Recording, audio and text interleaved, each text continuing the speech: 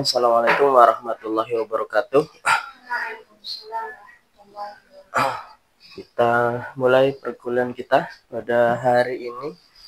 Pada hari ini kita akan membahas bab 7 dalam buku Financial Accounting. Pada bab ini kita akan membahas mengenai fraud, internal control, dan cash ya.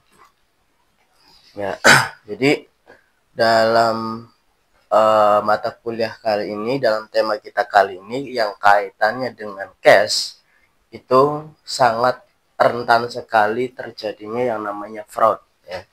Makanya dalam kajian ini, dalam materi ini dibahas fraud, internal control juga ya, selain sebelum kita masuk ke dalam cash, karena ini menjadi bagiannya penting, karena cash ini menjadi sangat aset yang sangat rawan ya kan? Yang namanya uang ya kan, itu menjadi aset yang sangat rawan kalau misalkan kita tidak memiliki internal control atau pengendalian internal. Langsung saja kita ke materi kita. Agak kurang enak badan ya. Jadi fraud itu dishonest act by an employee that result in personal benefit to employee at a cost to the employer. Jadi ketidakjujuran, aksi yang tidak jujur yang dilakukan oleh seorang pegawai ya, yang tujuannya adalah ya untuk mementingkan dirinya sendiri ya, untuk mementingkan dirinya sendiri, mengambil manfaat untuk dirinya sendiri. Yang perbuatan fraud ini tentunya akan merugikan perusahaan dan karyawan yang lainnya pun akan dirugikan ya, bisa dirugikan. Karena apa?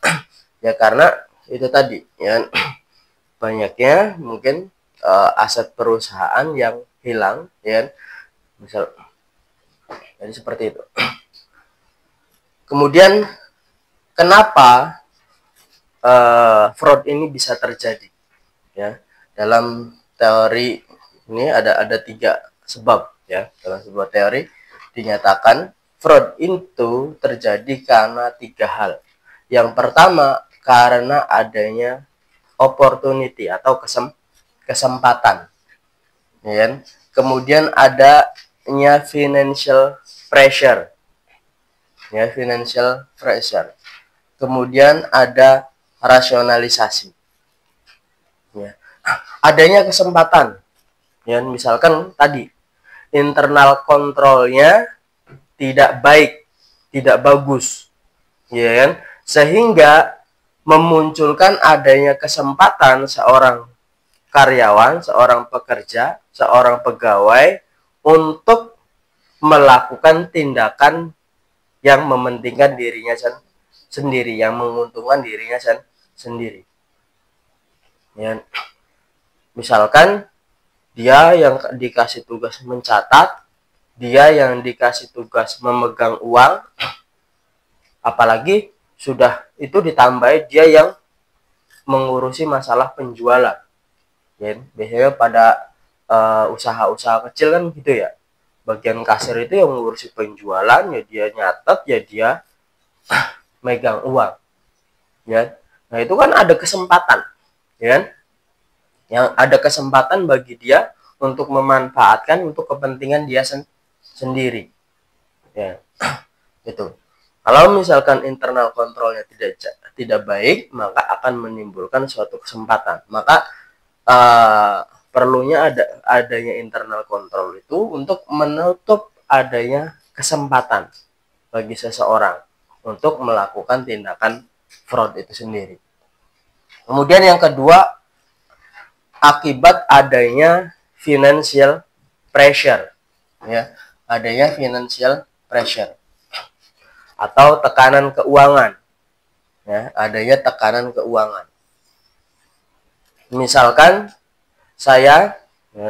anak saya sedang sakit ya, membutuhkan perobatan, membutuhkan pergi ke rumah sakit ya. Sedangkan biaya di rumah sakit tinggi kebutuhannya untuk berobat anak itu. Ya, akhirnya kan ada financial pressure. Dengan kondisi anak yang sakit, dia butuh berobat dengan biaya yang besar, ya kan, menimbulkan financial pressure. Ya, kebutuhan yang besar bagi dia. Untuk apa? Untuk kebutuhan berobat anaknya. Ya. Nah, adanya financial pressure ini kemudian bisa menimbulkan, ya, orang ini, ya, melakukan tindakan fraud di perusahaannya, di tempat dia bekerja, ya. Meskipun mungkin kesempatannya kecil, ya, tapi dia akan mencari-cari peluang, ya. Dia akan mencari-cari peluang bagaimana saya bisa mendapatkan uang yang dia butuhkan, ya, karena adanya tekanan kebutuhan tadi. Sehingga financial pressure ini kemudian memicu seseorang untuk berbuat fraud, untuk berbuat tidak jujur, ya. Nah, itulah adanya financial pressure. Ya. Banyak bentuknya, ya, financial pressure itu. Mungkin karena dia terlilit hutang, terlilit pinjol dan lain sebagainya, sehingga adanya financial pressure. Jadi kebutuhan uang yang mendesak, ya. Kebutuhan uang, ya, untuk kebutuhan apa saja, entah untuk kebutuhan berobat, untuk kebutuhan sekolah dan lain sebagainya. Itu financial pressure. Kemudian yang ketiga, adanya rasionalisasi. Ya, rasionalisasi ini seperti ini. Saya sudah mengabdi di perusahaan, ya, saya sudah mengabdi di perusahaan ini sudah lama. Saya adalah pegawai yang loyal, ya kan? Saya juga telah memberikan sumbangsi yang besar kepada perusahaan, ya kan? Tapi dia merasa perusahaan tidak memperhatikan dia, ya kan? Tidak memperhatikan dia, tidak memberikan peningkatan gaji, ya kan? Tidak memberikan tunjangan yang layak, kan? Yang menurut dia tidak layak, ya. Nah, itu seperti itu, ya, sehingga memicu dia, oh saya ini berhak, ya kan, untuk misalkan gaji yang lebih besar, tunjangan yang lebih layak, yang seharusnya perusahaan memberikan kepada saya atas pengabdian saya yang sudah lama, atas sumbangsi saya kepada perusahaan yang besar dan lain sebagainya, sehingga timbul rasionalisasi, ya, untuk berbuat fraud itu tadi, ya, karena dia merasa dia sudah memberikan sumbangsi yang besar bagi perusahaan, ya, tapi perusahaan tidak memberikan perhatian yang baik kepada dia, ya, untuk karirnya mungkin, ya.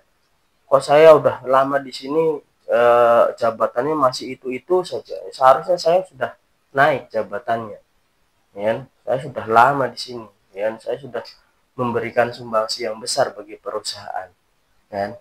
Itu namanya rasionalisasi, ya. Sehingga dia merasa dirinya layak untuk mendapatkan hak, ya, tapi dengan cara melakukan fraud tadi, ya. Jadi 3 hal ini. Sebenarnya ada lagi, ya, nanti kalau misalkan itu ada lagi selain ini. Tapi paling tidak 3 hal ini yang mendorong seseorang untuk berbuat fraud.